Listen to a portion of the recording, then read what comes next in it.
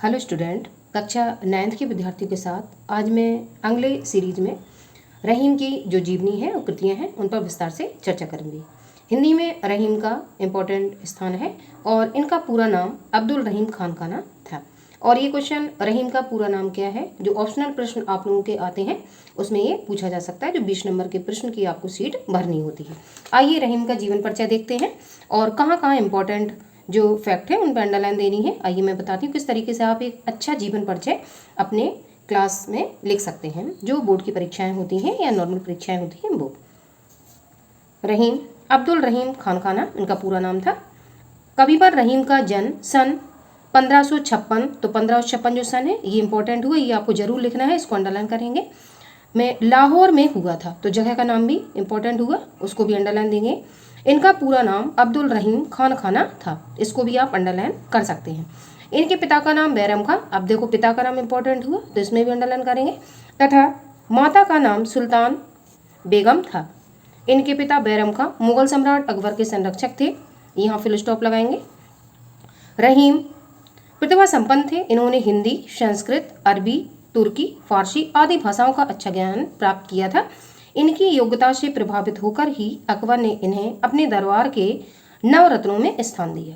जो सम्राट या राजा वगैरह होते थे उनके यहाँ दरबार में मनोरंजन करने के लिए इन कवियों को रखा जाता था, तो उन नवरत्नों में एक जो स्थान था वो रहीम का भी था। आइए आगे देखते हैं। अपने नाम के अनुरूप रहीम के हृदय में दयालुता कूट कूट कर भरी थी।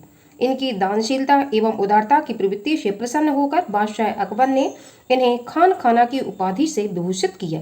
तो जो उपाधि थी वो क्या थी? खान खाना, इसको आप अंडरलाइन दे सकते हैं। यह कृष्ण के उपासक थे, ये भी एक इम्पॉर्टेंट फैक्ट हुआ। मुस्लिम होने के बावजूद ये कृष्ण के उपासक थे। सन 1627 ईस्वी में कृष्ण के उपासक इस अमर कवि ने भौतिक संसार को त्याग दिया। आप इनकी कृतियां देखेंगे और जो इनका मृत्यु का समय है उसको भी हम अंडरलाइन देंगे। इनकी जो इंपॉर्टेंट कृतियां हैं वो निम्नलिखित है। रहीम द्वारा रचित प्रमुख कृतियां निम्नलिखित हैं।